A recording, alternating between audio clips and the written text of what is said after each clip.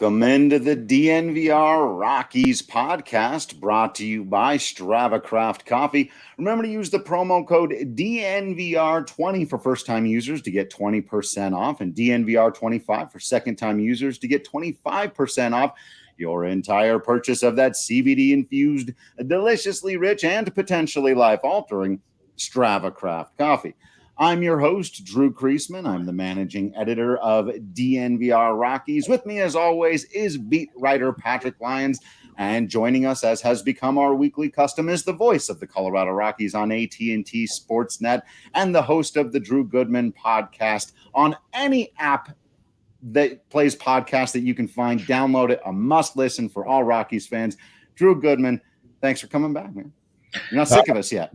Yeah, no, I love being with you guys. And I did not shave though for you guys today. Oh. You want to know what? I figured I was going to land somewhere between Lyons and Creasman in the facial hair department today, and that's what I've done. There you go. Perfect. Meeting us in the middle, quite literally. Yeah. And yeah, as Drew said, you can listen to the podcast, today's episode with Mike Redmond, a classic. You definitely have to listen to it, and it's going to hit home, I think, for a lot of folks. Of course, we know why. Again, if you're listening to it, you know. But I'm wondering, are we ever going to get you on vinyl? I don't know. Have you talked with anyone about getting the podcast on vinyl? Is this something people may want? Patrick, you've gotten to know me pretty well. Technically, I'm a moron, and I say this in a lot of ways. I'm a moron. When I think of vinyl, I think of, the old albums that I'm older than you, but you guys probably never had these, but you grew up and you put it on a quote unquote record player, right? Yeah. What do you mean by my podcast on vinyl? Is that what you mean? Yeah, why not? I mean, hey, let's go back on maybe a cassette tape of the best, the greatest hits of the first 2 years of the Drew Goodman podcast. The hipsters, they like these things. They like listening to new things on vinyl or on cassette tape. We may even need to transfer this over to VHS, possibly. Oh, man. Yeah, wow. I have a lot of – I need to find that person, that company. I know they exist, that will take, old cassettes and put them on, I guess, DVDs now or VCR stuff and kind of, put them on, on your computer, so they're usable, so you always have them. Yeah, they actually do that at my girlfriend's work down at Mike's Camera. It's a thing or whatever. But we just watched do they do it at Mike's Camera? They do that at Mike's Camera, yeah. I'm gonna have to go down there. Something tells me I'm gonna have to bring 2 wallets though when I arrive. My understanding is, depending on the process, it can be how many you need and what it is. Some people try to get really old stuff that's just you're going, you can restore this, like maybe. We just watched the documentary too on the very last blockbuster in existence. If you're feeling nostalgic for old technologies and going into places to rent movies, I actually did. I'm not gonna lie, I teared up a little bit watching it. Like, man, that was a big deal. I mean, Friday night with your wife, your girlfriend, your significant other. I mean, you'd go and Friday evening, maybe you got takeout and you went to Blockbuster and you picked out a couple movies, right? Right. Yes. 100%. Yeah. Shivers. Just, those are the thing. Walking around for 45 minutes, just trying to figure out something that you both want to watch. Or when you're kids and you grab something, the parents grab something. Now everybody has to watch each other's movie because that's just how it goes. And you could get popcorn there and all sorts of, other bad items for you. It was like going to the movie theater without going to the movie theater. Help me out because time flies. When approximately did the demise of those video stores begin? Has it been 10, 15 years now? I think more like 8, like 8 kind years. of in 8 now. I would have said actually between 10 and 15, because I can remember around 07, 08, Netflix becoming a big deal where you get the envelopes where you go, right. you kind of make a list of like, you make a list of 100 movies that you want to see. And you could take out like 3 at a time, and then once you send one back, they send you a new one, which was great technology at that point. Right. You could have any DVD sent to you. Well, 2 thoughts. One, what is Netflix now? Tell me, enlighten me. Okay. Yeah. What? That's not that bad. I'm teasing. That's a joke. All right. Or accepted humor. But you did remind me of something that that folks my age will recall. Folks your age may not.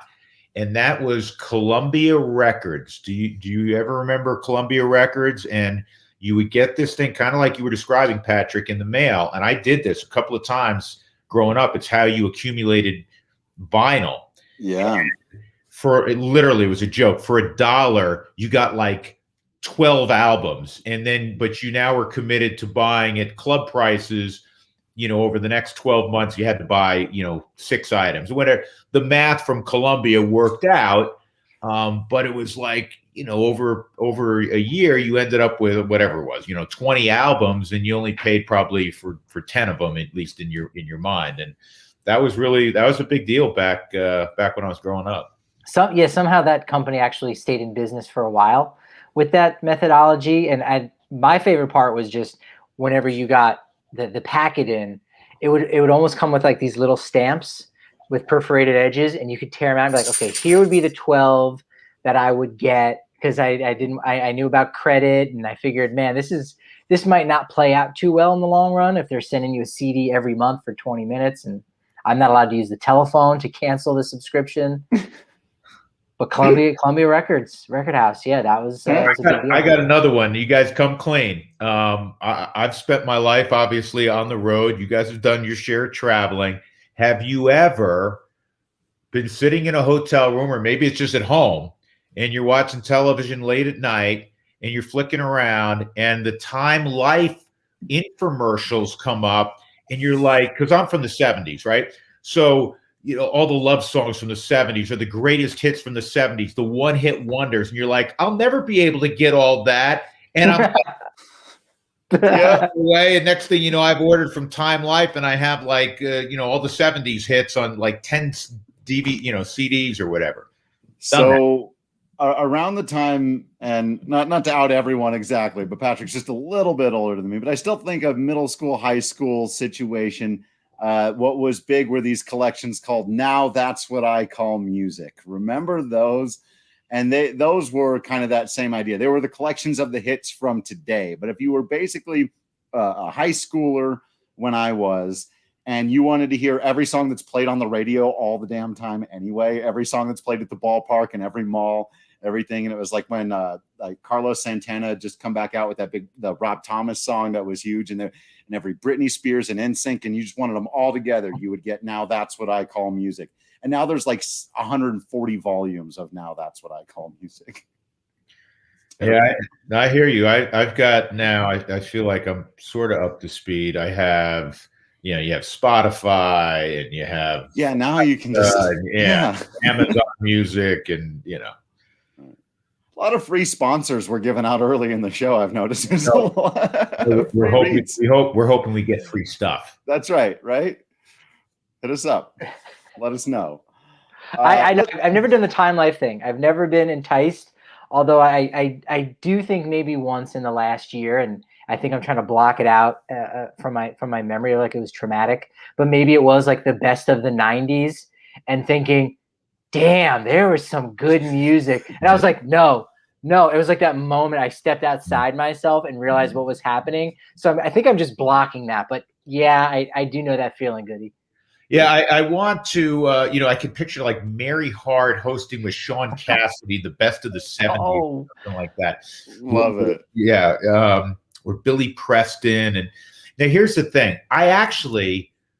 They would never hire me because they're like, how's this guy associated other than age-wise with the 70s? But I would like to host one of those, or co-host one of those shows, and wax poetic, and take myself down memory lane in a nice soft voice, and and then intro Jethro Tull. Right. Well, I think we've got the idea right in front of it. We just workshopped it. I'm sure the Rockies family will be glad to pay the royalty fees. But now we can call it, Now That's What I Call Rockies Walk-Up Music. And so, Goody, do you remember where you were when Crazy Train came on? I was going to say, now this sounds like a show that needs to happen. And in black and white, you just see Larry Walker there with his hand raised high with Turn O'Clock the Head jersey on. And this is, I know this is going to happen for Patrick and Drew on future DNVR shows, because you only do like 6,000 a year. So I think we fit in this theme. I was gonna say we're gonna have to do this. I'm gonna need like your thoughts on the works of Peter Gabriel and Sledgehammer and Dante Bichette and how all of it comes together to create this incredible mosaic of the right song meets the right person. Like there's so much content to be had here. Charlie, we haven't even gotten to Charlie Blackmon. I'm going to tell a Spilly story here about walk-up music that you guys may be aware of because we've talked about it, 2 or 3 times over the years, but I'll share it again right now because a good story is worth retelling, right? So Spilly's last year as a professional player was spent in Japan. And when he first got there, they asked him what his walk-up music was going to be. And he wanted to fit in culturally, and he kept hearing this song, and gosh, I'm gonna forget part of the name of the song, which is somewhat irrelevant, but he was hearing it everywhere he went. He would get on the train, he'd hear it. It was like a really popular song in Japan at the time. And fast forward, Spilly doesn't get off to the kind of start that he wanted to, and his manager called him over after an at-bat, and he said, I think through an interpreter, you need a different song. And Spilly said, what's wrong with my song? And he said, it lacks fighting spirit. Yes. So he went to like the Foo Fighters or something like that. But Spilly had his walk-up song rejected by the manager of Cebu because it lacked fighting spirit. And that will be the hidden track on Now That's What I Call Rockies walk-up music. Oh, by the way, I remember the song because I'm sure Creasman has this somewhere, and it was Fashion Monsters. Oh, okay. I've actually heard of Fashion Monsters because I'm one of those weird people that. Yeah, I knew it. Is that a baby metal group? What? Maybe they're a Japanese group, I believe, right? Yeah. That's Billy's song was. It lacked fighting spirit. It lacks fighting spirit. It sounds exactly like something that the mentor from every video game I played growing up would say to you, like, you must grow. You lack fighting spirit. Like, oh, that's such a great story. No, I didn't know that one.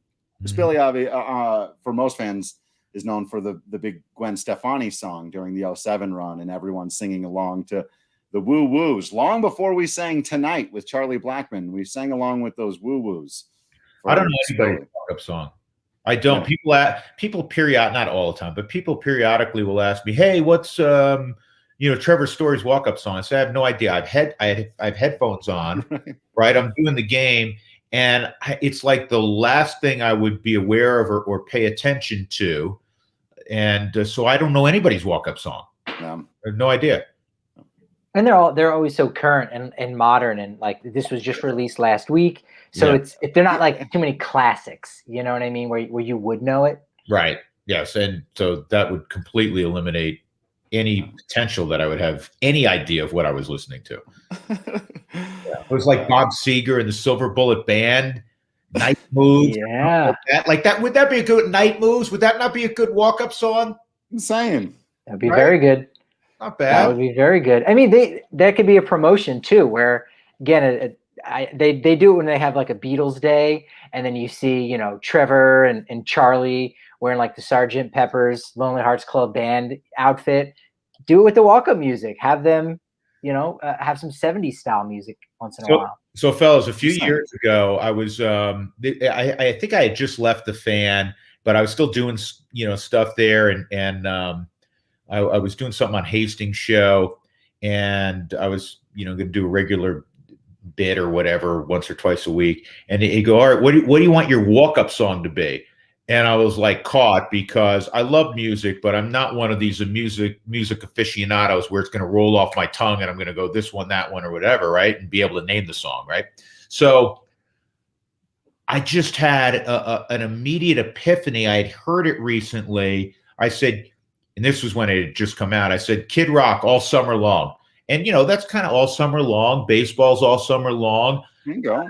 It was like the one time I had a moment where I was kind of current musically, and I was somewhat stars aligned. Yeah, the planets aligned, right? And I was kind of hip for like 28 seconds there.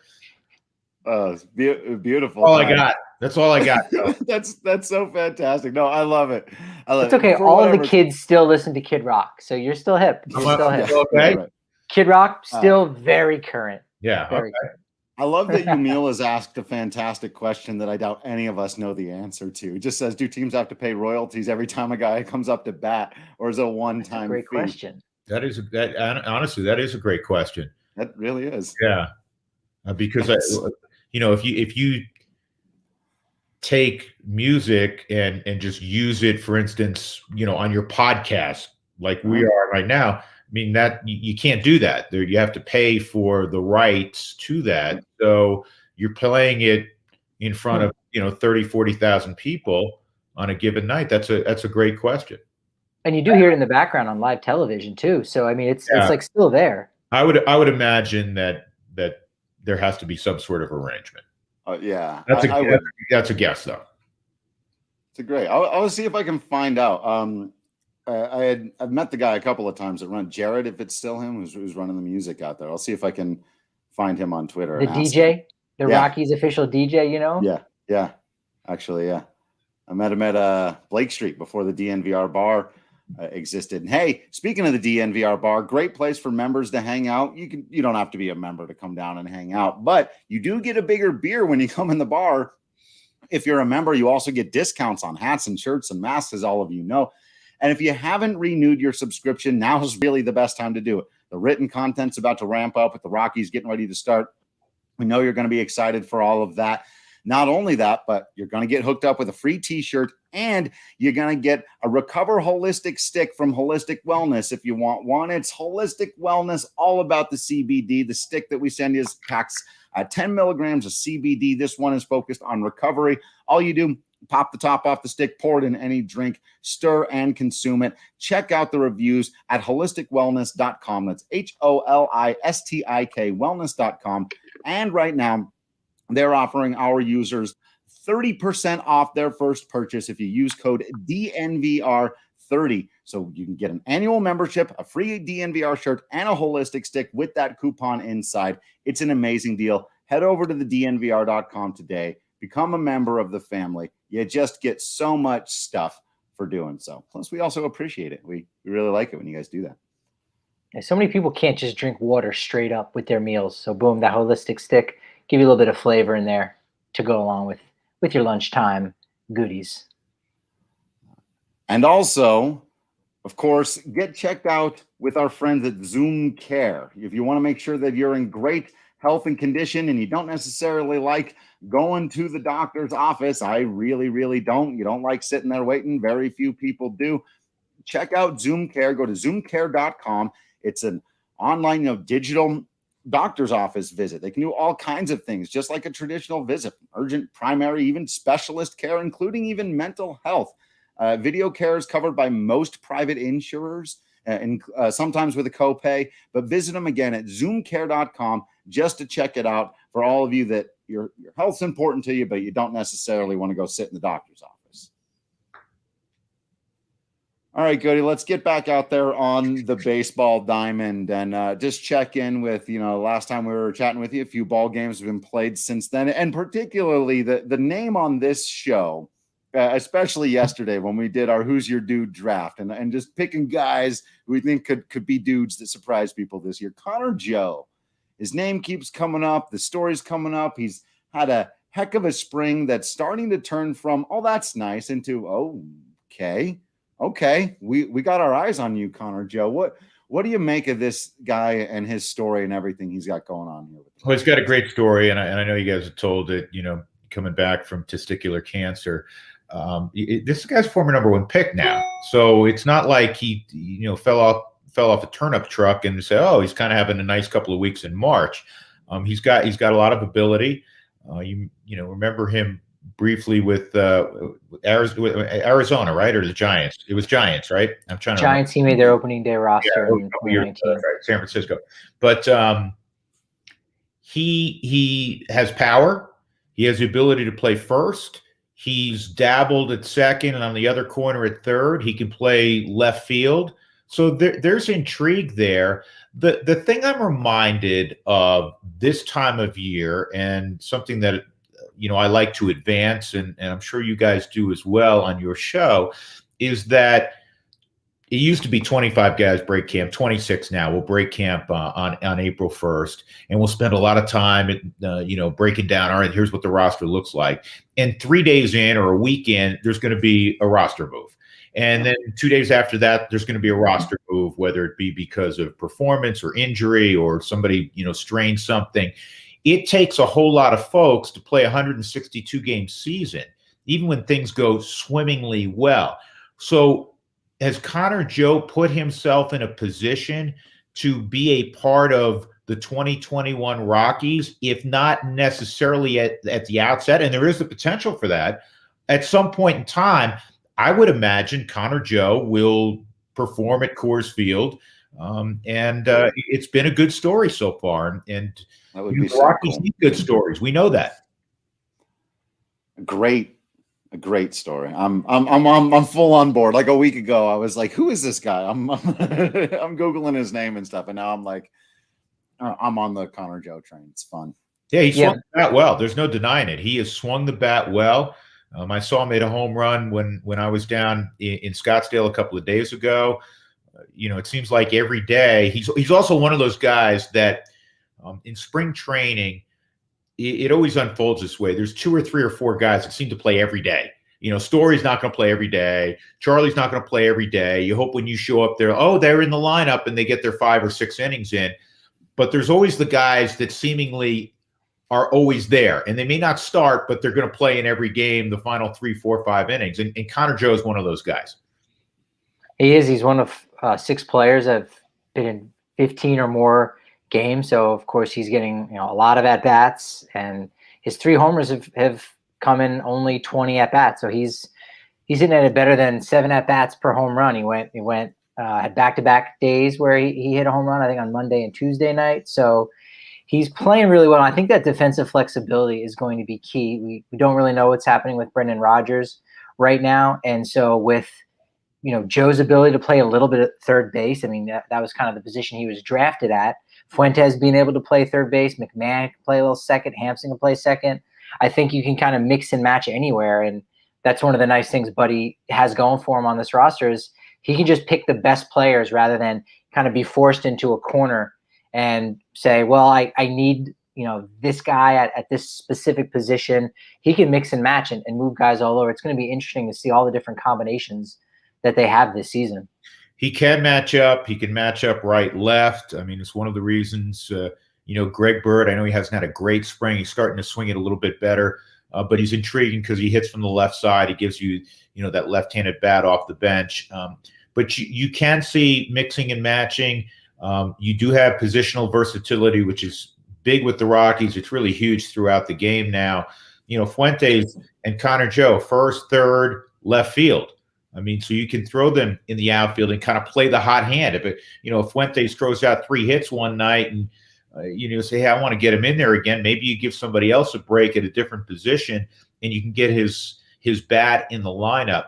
Connor Joe has raised some eyebrows in a positive way over the last couple of weeks. And now over the next couple, which is kind of the home stretch of March, we'll see what transpires. Yeah. They're on the pitching side. I think Austin Gomber really has been the story so far. And we've talked about him a little bit already. There hasn't been, I think that next we're all looking to see. Rollison hasn't really gotten a lot of run yet. There's a lot going on in the bullpen to wait and see. Will Ben Bowden kind of make his move? These types of things. But I've been very excited about what we've seen out of Gomber. Is there anyone on the pitching side, him included or other than that, who's really catching your eye? The first game that we did on television was a little more than a week ago, and Gomber got the start, and he was really impressive to me. And I talked about this, as you guys know, on my podcast. He threw 4 pitches that I all thought were above average, including his fastball. He struck out a couple of guys, changing their eye angle, by raising the strike zone, going up in the zone at 94, and that's a slightly above average fastball. He showed a plus curveball, which we knew he had. I mean, really spun it well. Saw a slider, saw a really good changeup, guys, and somebody that I think has embraced this opportunity to be a full-time member of a rotation, to show he's young in terms of experience level, and to show that he can be a quality major league starting pitcher. I see a guy that's very driven, and I see a guy that more importantly, or as importantly, has the stuff to pitch and take the baseball every fifth day. So I've been, as you guys have been, I've been really impressed with what I've seen from Austin Gomber. And I'll mention a guy that, was all the focus a year ago. Can he bounce back? Will he bounce back? Kyle Freeland, who by and large really did bounce back. And you saw in 2020, an abbreviated season, more of what we came accustomed to in 2018. And he's off to a lights out spring thus far. Really, really good stories that have emanated from Rockies camp. Yeah, to your point with Kyle Freeland, in his 2 outings, 7 innings pitched, has yet to give up an earned run. So spinning the baseball real well, 6 strikeouts to 1 walks. Like that's one of the ratios I like to look at, just to kind of get an idea. It's such a small sample size. It's a lot harder, I think, to really get an indicator of what pitchers are doing versus batters. I mean, yeah, we're talking with some of the top guys in the Rockies lineup who have played the most. They've only gotten 30 plate appearances, which is still not a lot. But you can project a little more on that than a guy maybe having a bad outing, where we saw that with Deal and then him bouncing back. But Ben Bowden was a name that you brought up, and I think there were a lot of eyes on him because he really, in some ways, had to push himself to make this roster, since there are not too many other guys right now in the bullpen that have options. Tyler Kinley is the only one right now. So Bowden has kind of been the guy that has stepped out, another lefty that has stepped out and has pitched really well in short relief, a little over 5 innings pitched, 8 strikeouts to 2 walks. I mean, you saw him last spring. Actually, no, he was hurt last spring. So this was really your first long look since 2019. Does he strike you as a guy that could be dominant against left-handed hitters? Is it too early? I still have to see more. I like what we've seen so far. He had a really good outing yesterday. Struck out the side late, but again, he wasn't facing, guys who were going to start on opening day at that point of the game because he threw in the 9th inning. But listen, whenever you get the baseball, you want to perform well. It's not overwhelming stuff. It's not a lefty throwing 97 with a nasty slider, but he's used to pitching late in games, going back to his Vanderbilt days. He needs good health. That's clear. They need him to be a guy, though. I mean, let's be honest. I mean, he was drafted pretty high. And, your first, second round picks, third round picks, you want those guys to make it. And we know not all do. And he's been around a while and battled those injuries. The Rockies need him to be, I think, in a perfect world, part of that bullpen.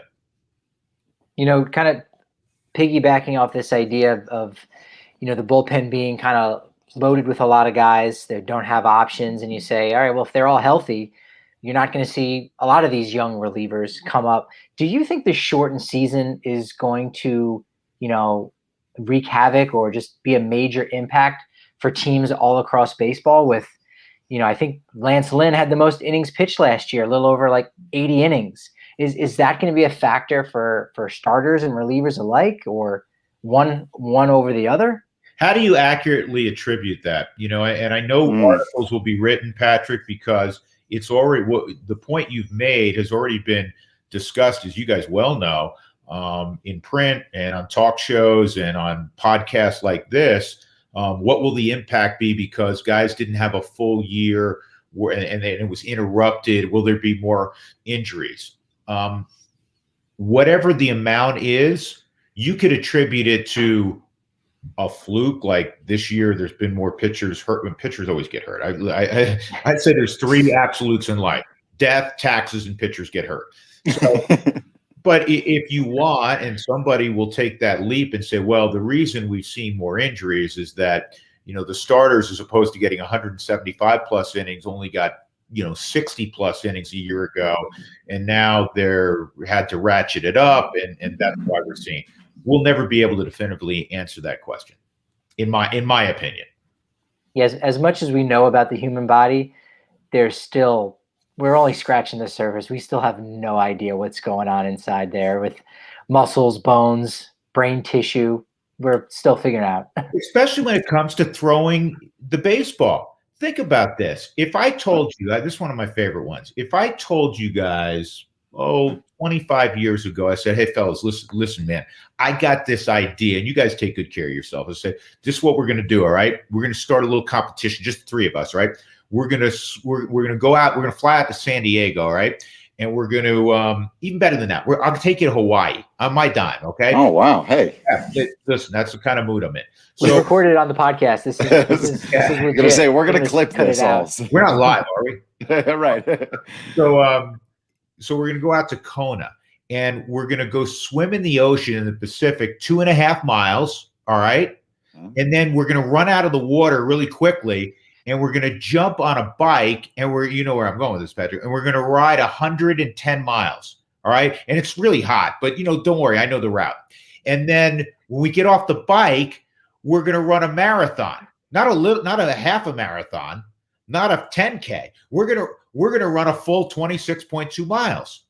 And you guys are going to look at me 25 years ago and say, are you nuts, or are we going to space this out over like 5 months? And I'm saying, no, we're doing one afternoon. You say, who the hell could do that? The human body wouldn't hold up. Well, we know what Ironmans have become, right? So the one area it seems like we haven't figured out is how to keep the elbow and the shoulder healthy for guys that throw 95, 100 miles an hour consistently. That was a long-winded way to get. I loved it. No, I got all excited. I was gonna say you were singing Patrick's song. I went to Expedia. I was looking up plane tickets. I was seeing maybe we can get a first class. Yeah. But I know what that's like. In fact, when I first started getting into running, my two paths were, well, I could maybe start doing some triathlons and maybe figure out how to maybe eventually do an Ironman. And instead, I went the ultra runner route. And so I've run 50 miles at a clip, half a dozen times. He's nuts, Drew, isn't he? He's nuts. I'm telling you. Yeah, I'm on the full Breck Brew health plan. You're intrigued. This is intriguing to me. Have you run Leadville? No, I decided to do Bighorn 100 in Wyoming instead of Leadville, and it was one of the worst mistakes I made. So no, have not done Leadville yet. How long did it take you to finish that 100-miler? And I didn't. By the way, my hat is forever. Yeah, gone. Indeed. That's you, Patrick. How long did it take? The wheels fell off at mile 66, and that was at the 24.5-hour mark. And I made a mistake in the middle of the night. I teamed up with someone, and that kind of derailed me. And unfortunately, it didn't happen. So to date, a 50 miler is the longest I've done, and I have done a 24-hour timed race where I did beat my personal mark, and I was able to do 67 miles in 24 hours. For fun. Listen, I say this, and this is silly, because the longest I've ever run is like 18. So I'm not a runner anywhere close to your classification, but I run, and now I'm running, 4 or 5 miles, right? And I do like to trail run. I learned that from a buddy of mine who's a ultra marathoner down in Phoenix that I hook up with. But for somebody to go out like you've done and run a 50 miler, or to go, let me see how far I can run in 24 hours.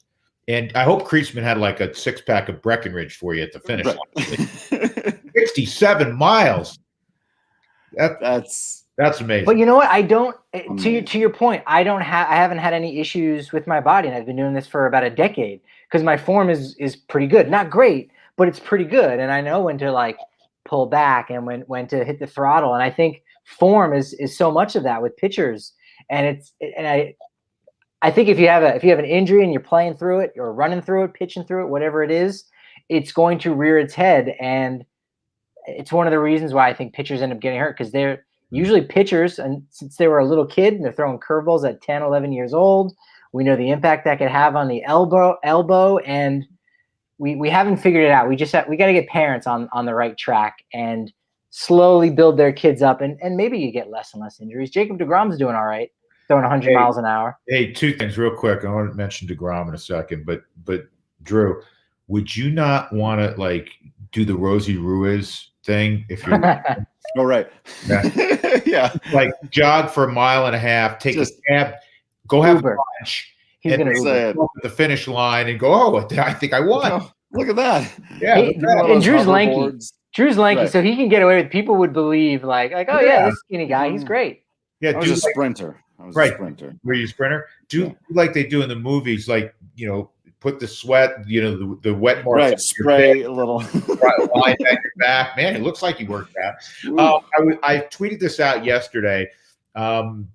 Sitting there working out, and the Mets game from spring training was on. I think it was 2 days ago, maybe. And deGrom's on the hill. This is March. I think it was the 16th. And I tweeted out. I said it's March 16th, and deGrom is working at 100+ miles an hour. Working at. It's not like he flashed 100. He was 100, 94-mile-an-hour slider, take a seat, 100, 101, slider, fastball up in the zone, see you later. Like, what? This is a joke. Yeah. It's what these guys do these days, especially that guy. Not everyone's doing that. There's, but as the pinnacle of it, and this is what we've seen Max Scherzer do with the baseball, like turning it into actual wiffle ball over the last couple of years. And you're like, okay. I don't know how hitters. Drew, I don't know how they do it. Drew, this is up your alley because you're the game guy, right? Yeah. So we are being attacked by aliens, and they said, okay, here's the deal. We won't ruin your whole planet. We're going to play a game of baseball, and the winner will get the planet. Okay, you guys can hold on to your planet if you win the game. Otherwise, we're taking over. Yeah, I'm picking deGrom to start for us. Who do you got? Drew, you this is a spoiler, Goody. This is exactly the game we were going to play. Oh, we were going to do the aliens, but this is the idea of what we want actually. To be doing. That's perfect. That's actually so perfect. We can run big spot on that one. We can run that right now. We've got that actually. This is going to be absolutely fantastic. Big shot, big shot. Well, we'll have a talk with Tech Boy about that one. He's got a lot going on right now. I'm sure you know that the graphics departments, Goody, we always speak well of the graphics departments. Isn't that right? They can. Hey, I like that. Listen, you take the game wherever we're going to take it. But I've got my guy in. I got deGrom going against the aliens. That's the guy. Save the planet. I think that's right. I think that's right. So the way the game here is going to work is so you've got your guy, but you've got to take also now a current Rocky and a former Rocky in that spot. So if you've got to play the game to save the planet, a current Rocky has got to start that game. And anyone throughout Rockies history, two guys from this club, who's starting that game for you? Well, who goes first? Can I jump? Do I jump in front of Lyons so he doesn't steal my guy? Yeah. Current guy. This is a tough one. It's going to be one of two. Can I go one of two guys, but then I have to pick one? Yeah, and then one of the other one of us will pick the other one. Right. It's kind of obvious. You're gonna for me. I'm going to go either Herman or I'm going to go Kyle Freeland. Yeah. Both tough guys, both really good stuff. I mean, Herman has elite stuff. So I'll go Herman. And from the past, again, this is you've allowed me to go first as your guys' guest, which I really appreciate. I'm going to take April of 2010 version of Ubaldo Jiménez, who was literally unhittable the first half of that year. Yeah. Sorry, guys. Hey, you all can have everybody else. All right. So for me, if I got a current Rocky, all-time Rocky, all-time player, I'm not going to go with the chalk, but I'm going to go with history. I'm going to let history kind of dictate it. The last Rockies player to start a game and He didn't get the win, but he certainly should have. He kept his team in the game there. In the 2018 NL wild card, I'm going with Kyle Freeland. To your point, Goody, he's right up there. So he came through there. Let's go back to 2007, the Dragon Slayer, Josh Fogg. There we go. Yeah, you're gonna go on Baseball Reference and you're gonna go, who did he just pick and why would he? But you know what? Say, look, this game's for the planet. Give me Fogger. I've got evidence. Listen. You guys know one of my all-time favorite Rockies. Fogger's great. Stay in touch with him. He would call you nuts for taking him, but you know what? He had big, you know what? So I'm with you. You know, right. He can do it again when his planet needs us. Right. And then finally, I'm gonna go Bob Gibson. Again, just a great postseason pitcher that just dominated anytime he had the ball in his hands. You knew he was gonna go all 9 back when that was somewhat of a common thing. But that being said, no one was able to do it as well as Bob Gibson. Others tried to go the full 9, and they may have, but they gave up a run or 2 along the way. Bob Gibson's shutting you down, shutting you out. I love that. We got to get Goody's all-time pick, and we got to get Lyons' current non-Rocky pick. Patrick, go ahead. So Patrick owes someone who's currently Max Scherzer. I would go Max Scherzer. I think he's still got it. And as you were saying, Goody, about watching some spring training games, got to sit in and watch a little Scherzer the other day and realized he's going to be a free agent again. Remember when he signed that big 7-year deal, $200+ million, a lot of it backloaded and whatnot? The guy's going to be a free agent again. And you say, would you still give him a 3-4 year deal? I think probably at close to $30 million. Like, he's still got it. And so I'd take him today at age 37.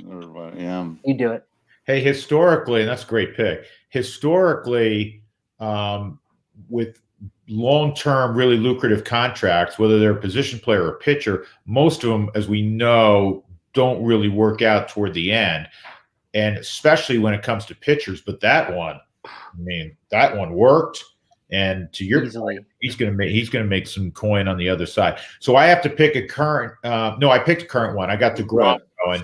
So an all-time pitcher. I'm going to change up a little bit because Gibson's a phenomenal choice. Seaver, Seaver, who I grew up idolizing, would be a fabulous choice. Sandy Koufax, who I didn't really get to watch because he retired in '66. It's hard to go wrong with Sandy Koufax. I'm gonna be more current, a guy who's still pitching currently, but going back a few years ago, where if he didn't beat the aliens, Drew, he could beat the hell out of the aliens, and that is Madison Bumgarner. Oh yeah, that's a great pick, right? That's a great pick. One of the very few people who's ever come close to, and you can't single-handedly win the World Series. Our sport is not like the other sports where one guy can take over like that. But that is as close to doing it as you're ever going to see. Yeah, Mad Bum. Who would have gone out there? They thought they could get 2-3 innings out of him. They get 5 out of him. Who was going to go out there? Bruce Bochy, as big as he is, he's not going to go out there and take the baseball from Madison. Take it away. Well, you're a big boy. You got Getty. I think Dave Righetti was the next guy up. If Bumgarner couldn't get out, I think they were going to call him Righetti. Right? Rags, it's your turn. All right, Drew, who do you have? Love it. All right, so I'll give you all mine real quick, but I also got to let everybody know that I apparently just saved $480 yesterday by switching over to my insurance stuff at Gabi. Go to gabi.com/DNVR, all the letters in there. I'll give it to you one more time. gabi.com/DNVR. No risk, no money. It'll take you less than 10 minutes. And they'll just give you a quote about how much money you're going to save on your car or home insurance. You're probably paying way too much for it. Turned out I'm going to save about $480 for this year by switching over. And they're not going to blow up your phone with calls. I've gotten 0 calls or texts, anything like that. Seriously, it's super, super simple. It'll take you less than 10 minutes, and you can probably save hundreds of dollars over the next year. Check them out at gabi.com/DNVR. I bought myself a little time there. So I'm going to agree with the Freeland pick for current Rockies. I mean, I do think that moving forward, Marquez is just about to be that dude. But I've also thought that for like a couple of years in a row. So you have that wild card game from Freeland in your head where you just know, like, and also people forget that he pitched in the game to clinch it right before that too. That the Rockies were going to go to the postseason. Like, Kyle Freeland's a big game pitcher. And he's already shown that. So I'm there on Free. All-time Rockies. Now, if I could make sure the game was played at Coors Field, I'm taking Jorge De La Rosa. If I can make sure the game is being played at Coors Field, that guy won something like 78% of his games. It's a record that'll never be broken ever in the history of baseball. He was unbeatable almost at Coors. Like, but I think, I mean, obviously Ubaldo is the answer there. Especially if you can say first half of 2010 Ubaldo, that's as good as any Rockies pitcher has ever been.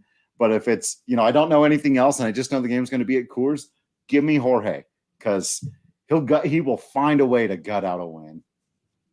Yeah, that's true. I mean, that's a great one. I mean, he had a really kind of almost, I don't want to say forgotten because it hasn't been that long ago, but he had a remarkable, really solid career and did tame Coors Field in that his team was going to win when he was on the hill. And the line sometimes was more of a Coors Field line, but he won, right? He won.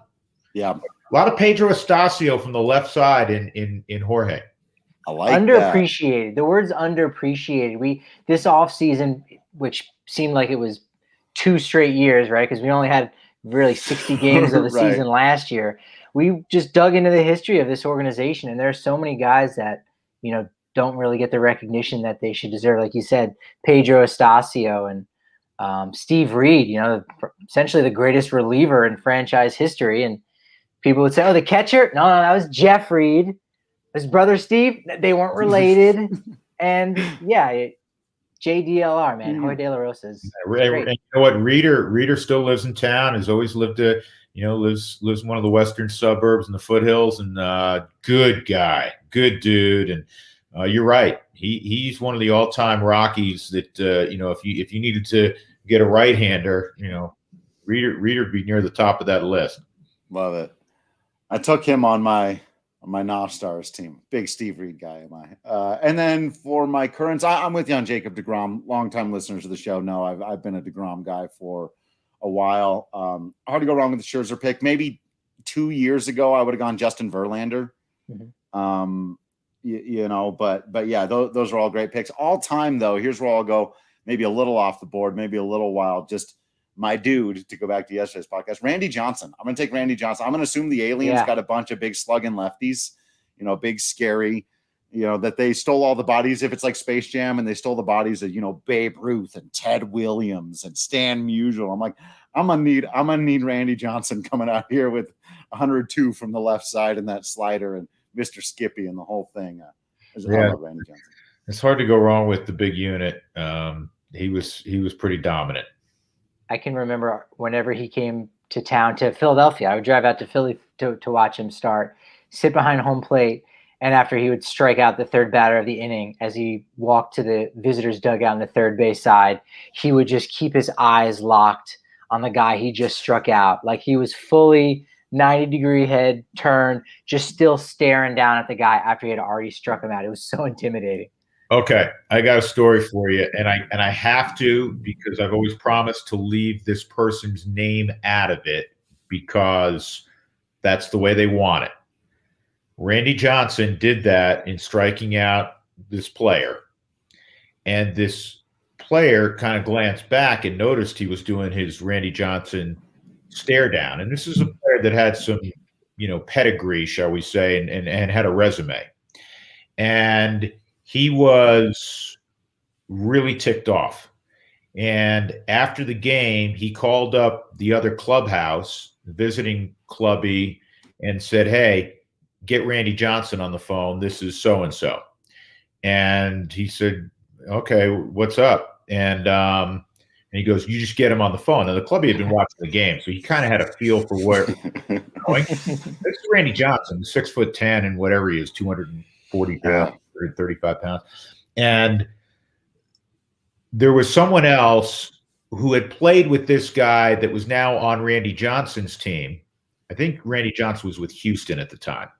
And he got wind of this from the visiting clubhouse, and the club he went over to talk to Randy Johnson. Well, this former teammate of that guy, now teammate of Randy Johnson's, I'm trying to hopefully not confusing you, said, Randy, listen, if this guy wants to fight you, you can't fight this guy, all right?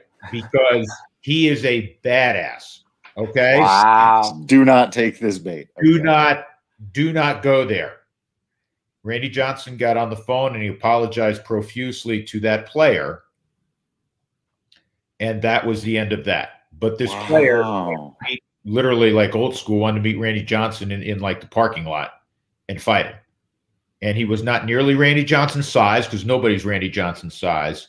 And his former teammate, who was now Randy Johnson's current teammate, said, you don't want to go there. Trust me. If you do have an inkling that you want to go there, I advise. I will share the name when I see you guys, Oh, wow. Yeah. Privately, and you have to keep that one under wraps. But that's one of my favorite all-time stories. That's amazing. Johnson and his proclivity for staring down guys he just punched out. And if you're not subscribed to the YouTube channel, by the way, you can't see the looks on the faces that Patrick and I made when we heard that Randy Johnson apologized profusely. That's the kind of stuff you're missing. It's like, really now? Yeah, that's story. Amazing. Yep. Good love stuff. That. Absolutely love that one. All right. Do we want to hit you up with another spot, or do we? We may not have time with it. Do we? We can. Yeah. Good. Let me hit you up with one big spot. So the big spot, 9th inning, 1-run ball game.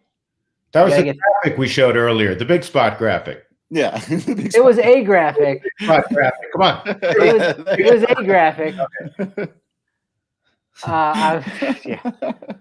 Hopefully he changes a letter and it's not the letter O, because then that would be even worse. So you need 3 outs in the 9th. On the road. Who you got in that big spot on this Rockies club? All time on the Rockies club. Current player, all-time player. Wow. This is at home, different vibe. On the road. Yeah. Boy, you know what? I'm going to screw this one up, because I got to think about this. This is tough. Yeah. It's going to be too hard. I didn't realize that I came out too hot on the box here. You know what? Because in the interest of time, and this name just jumped in my head, and speaking of interest of time, it may take this to get your 3 outs, but for a period there, and this is when the Rockies were pretty good, Rafael Betancourt. I love it. I loved Rafa. Now, I remember how long it took him to actually deliver. Yeah. You can take a nap, have a sandwich, maybe order, some after dinner drinks. But I'll take Betancourt, and then we got to go current. I'm a Daniel Bard guy, and it's not listen. I'm so thrilled that Scott Oberg, fingers crossed, comes back, and I love Oberg, and but I'm all in on Bard and 99 and that hard slider. I'm going to take Daniel Bard right now, and so now we go all time current. I got to get 3 outs. Current closer. That's an interesting one, because I'll steal. I think it was Drew said, a couple of years ago, I would have taken so-and-so. Aroldis Chapman's intriguing. Hader, especially a year or two ago, intriguing. Williams up there. Milwaukee was pretty unhittable for 60 games last year, rookie of the year. Oh, man. You know what? Again, interest of time. I'll take – I'm leaving guys out. I know I am. Maybe Kenley Jansen's not quite what he used to be, but he's Dave Roberts wouldn't take Kenley Jansen, right? So I'll just go Chapman. hard to beat 105 mile an hour. Yeah, I'm not thinking this through, but 104, 105 is 104, 105, right? Yeah. And then all time, Mr. Unanimous. I mean, oh, yeah, you know what? Hold on, I'm going to surprise you because you're going Mariano Rivera. I get Dan Quisenberry. You're not going Quiz, all right? Okay. I know you're going the unanimous Hall of Famer Mariano Rivera. Now, PDs allegedly aside, for 84 straight ball games, this guy in LA was untouchable. Yeah. Fair. Right? Yeah. That was. I think he still has the record for most consecutive. He does. Like 84. 84 in a row, and it was a joke. It was a joke. It was high 90s when high 90s was, oh my gosh, look how hard he's throwing, and then he'd flip up like a 65 mile an hour curveball, and it was, guys just said it's stupid. It's just, these are the best big league hitters, and they're going, it's stupid. Literally, it was game over. Why am I doing a blank? It's Gagne. Gagne. So when Gagne came in, it was game over. Yeah. So yeah, it really was. Like what was that period of time? 2 years, 3 years? It was game over. Now Mariano Rivera, historically, I mean, you can't quibble with that one. But just to be different, I'm going to go Gagne all time. Love it. Yeah, it's got to be for me. It just has to be Mariano. I mean, even one of his more average seasons, he can't go wrong with that. And again, because he was able to do it in the postseason and for so long, and it was just a foregone conclusion. Like I was there live for one of his blown saves, and I'm still like, wow, what a treat! Like, man, that was disappointing. Yeah. Wanted them to win that game, but it's like that was a little bit more special than actually just here in New York, blaring over the system there at Yankee Stadium. Right now, another Yankees closer, Aroldis Chapman. I mean, that dude is a beast. You talk about, I don't know who's on the other end of that Randy Johnson phone call, but if Aroldis Chapman was picking up the phone on that clubhouse, I mean, he's a big, muscular. He looks like a UFC fighter. You're not breaking up that fight. Do you guys know this about? I suspect you guys do, but I bet a lot of our listeners may not, and viewers may not. Aroldis Chapman, when he was with Cincinnati, and I'm sure it's still probably applicable today, they said by far, and remember, Billy Hamilton was on that team.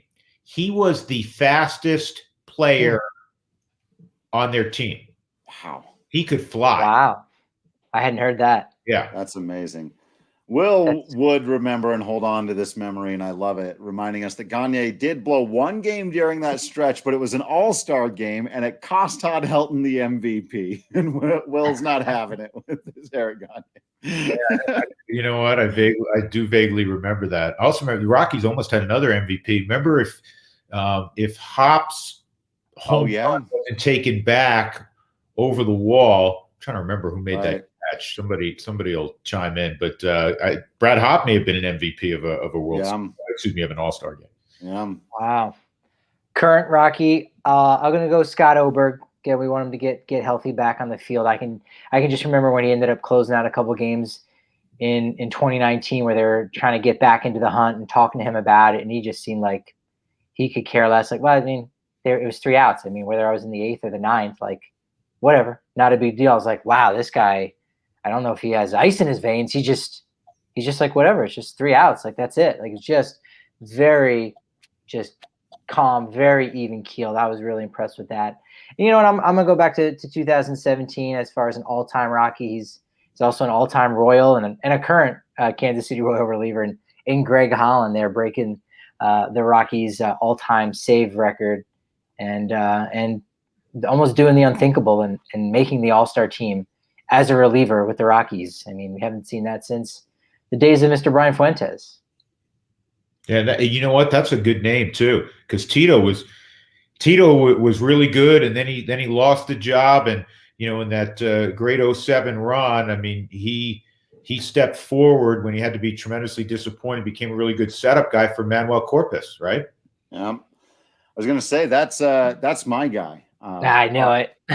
You knew I was going to go. My all-time Rocky was going to be Manny Corpus. Yeah, it was just the 1 year or whatever. Again, if we're taking, like, if you get to take 2010 Ubaldo Jiménez, if I get to take 2007 Manny Corpus, he was unreal. That guy was nuts. So just ice. Talk about ice in the veins. Like, and the only guy we've seen in a Rockies uniform be dominant as a closer throughout a postseason too. To the point where, was it the Diamondbacks or who was it when he spilled water on themselves? Like, he's putting substance on the ball. Like, they had to come up with some excuse for how he was doing that to him, and they saw him pouring water on himself on like 102 degree day in Philly. We're like, is he doctoring the ball? Like, no, he's just that good, dude.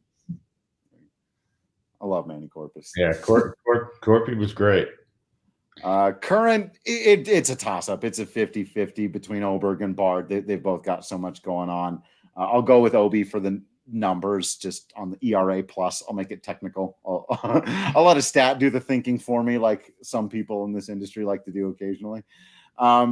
Historically, I think Mariano's the guy, but I will give a shout out to Trevor Hoffman, who was the guy I saw the most, just being in the division and everything, and seeing a guy make an entire Hall of Fame career out of being a changeup first pitcher. How about that? Like, and not Takashi Saito. You were going to go that way in the division. One of my favorite moments in memory. He provided me one of my favorite moments in life. Did Takashi Saito? But hey, no, so did Trevor Hoffman, actually. He was unhittable for the most of the year, especially against the Rockies, Saito, and then Holiday gets the first hit against him in front of Helton's legendary walk-off home run. Saito for a minute was pretty darn good. And who would you be your closer right now, Drew, if you had to pick a current guy? It really is more up in the air, right? Like a couple of years ago, and again, I think Kimbrel was my guy. Kimbrel and Kenley Jansen, and they've all kind of taken this step down a couple notches. Liam Hendricks, I really liked what he's got to offer, but does he always even close? Like, again, it's like these setup Chicago guys that I figured he would close with Chicago. He's got amazing stuff. Who's the Padre? No, I'm blanking on the name. Kirby Yates, I think, is super underrated, and now he's with the Blue Jays. So Yates is a guy who's, again, if you go by like ERA plus or whatever, he just almost never gets dinged up, and so it's more of a toss up right now. Though Chapman's probably the guy, but I like Yates. It just shows you that it's so hard for relievers to sustain success or dominance. I mean, Josh Hader, we were talking about for a couple of years, and listen, he's still really good. You want him in your bullpen? Absolutely. Yeah. But he's, every once in a while he gets nicked now, where for a year or so it was like you couldn't touch him. And I've always believed this. For most relievers, it's, good year, not so good year, pretty good year, maybe a bad year, good year. That's why I hope, like, Robert Stevenson, who the Rockies picked up from Cincinnati, can bounce back and be the guy that put up terrific numbers in 2019. But it's hard. It really is hard for those late inning guys to sustain it. It's one of the most thankless jobs, even if we are just specifically talking about closer. I mean, remember how dominant Billy Wagner was for a decade? Still not in the Hall of Fame. We're still talking, should he be in, should he not? And you go, what? I'd vote for him. It's unreal. Should be. Yeah. Should be. Talk to some guys, I'm sure you guys have also, that said facing Billy Wagner and gun readings, and he would light up a gun, but if it's possible to throw 98 and it plays up from there, guys who face Billy Wagner because smaller in stature and the ball just came out really short arm and they said his fastball exploded through the zone. Yeah, it's one of the toughest and one of the most thankless jobs, I think, in all of professional sports, being a closer. It's just, it's brutal, man. A lot rides on you when you're out there. So yeah, he'd have my vote for sure. Who's your all-timer, Drew? I said Rivera. I like Trevor Hoffman. Gagne is a great pick there. Well, you did we say go old school. Can I get a mustache guy from the Oakland A's? Just give me one of the mustachioed fellas. Yeah. Give me Eckersley or Fingers. Yeah, Fingers. Give me Can I have them both together? I almost went Eck, by the way. I did almost go Eck. That's yeah. I'll throw another one. I mean, this is silly because you can come up with a lot of great players, but again, shorter period of time. This guy's a Hall of Famer. He's going to be known more as a starter. But John Smoltz was as good as there was in the ninth inning for Boston, right? Yeah. Yeah, he had those 2 years where I think he might have even had Tommy John, and so that's how he ended up coming back. So now instead of getting Glavine, Maddox, and Smoltz on in a 3-game series, you got Glavine, Maddox, and Smoltz over the course of 2 games if he was pitching on back-to-back nights. So, yeah, Atlanta, pretty good team. I'm gonna go out on a limb in there and say Atlanta had a nice solid dynasty. Yeah.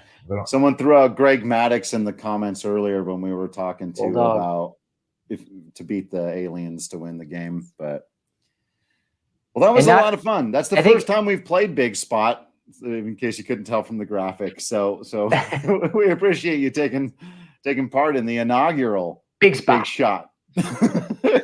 Milton Bradley is coming out with the take-home version that they'll have out by Friday. That's right. We all right now need the big shot. It's almost timely. We need the big shot so we can have more Big Spot. It's 5 o'clock plus. We can have a big shot. Time to have a big shot. Throw it down with a little Wagyu beef from Hassel Cattle Company. I have yet to have again. I still stand on 0 negative reviews for this thing. I'm throwing it out to people. 100% overwhelmingly positive reviews for the Wagyu beef from Hassel Cattle Company. It fits any budget. If you needing some just ground chuck or some ground beef, some bacon, just basic things, or you want to get some nicer steaks, whatever it is, they've got you covered. Plus, you get 10% off when you use promo code DNVR10. And you can get free shipping on any order over $200. It's beef that could change your life. Absolutely fantastic. They take care of the animal. They take care of your wallet. They take care of your body. Everything is good about Hassel Cattle Company. Check them out. HASSELL, cattlecompany.com. And throw back your big shot and celebrate Rockies currently, Rockies historically, and baseball currently and historically. That's one of the things that's fun about these conversations is thinking about just the grand community of characters that have come into this game and that we get to remember and think about. And to bring it all the way back around, we'll have to have Billy Joel come on and sing a version of Big Shot. But we'll see if we can get him to change the lyrics to Big Spot, and all will be well. That'll be great. Amazing. And he'll waive the royalty fee as well, of course. It's one of my all-time favorites. And we'll have to see if Michaela knows who Billy Joel is. Have we told Goody that our director of social media, an incredibly intelligent, brilliant 24-year-old woman who's a baseball fan who could tell you her baseball history, but she didn't know who Bruce Springsteen was, and it almost broke us. You're getting older, man. What can I tell you? It just that's right. It was. Well, we didn't say Boz Scaggs.